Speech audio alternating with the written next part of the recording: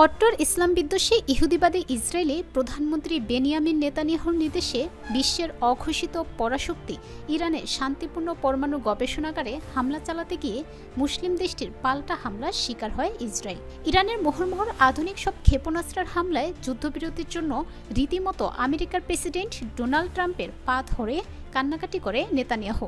বেলা শেষে বিশ্বের সবচেয়ে প্রভাবশালী ব্যক্তির হস্তক্ষেপে যুদ্ধ থেমে গেলেও থেমে নেই ইরানের আগাম যুদ্ধ প্রস্তুতি। এবার যেন তারই অংশ হিসেবে দেশটির পরম মিত্র চীনের ক্ষেপণাস্ত্রের পাহাড় জমছে ইরানে। আর এতে রীতিমতো এখন ভয়ে কাঁপছে নেতানিয়াহুর দেশ। আন্তর্জাতিক গণমাধ্যম সূত্রে জানা যাচ্ছে, ইতিমধ্যে চীনের তৈরি আকাশে নিক্ষেপযোগ্য ক্ষেপণাস্ত্র ও ক্ষেপণাস্ত্র উৎক্ষেপণ ব্যবস্থা HQ-9B ইরানের হাতে এসে পৌঁছেছে।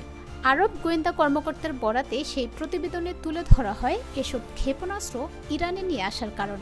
সেই কর্মকর্তার ভাষ্য অনুযায়ী, ইরান ইসরায়েলের সাথে সংঘাতে জড়ানোর পর 12 দিনে সেই পাল্টা হামলায় দেশটির প্রতিরক্ষা ব্যবস্থা যে পরিমাণ ক্ষতি হয়েছে তা দ্রুত পুনর্গঠন করার উদ্দেশ্যই মূলত এই ক্ষেপণাস্ত্রগুলো আনা হয়েছে।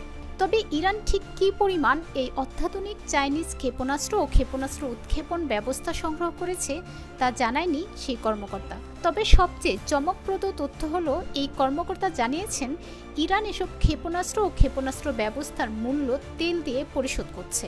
যদিও চীন আগে থেকে ইরানি তেলের সর্ববৃহৎ আমদানিকারক এবং মার্কিন প্রশাসনের তথ্য মতে গত মে মাসে ইরানের শতকরা প্রায় 90% জ্বালানি তেল রফতানি হয়েছে চীনে।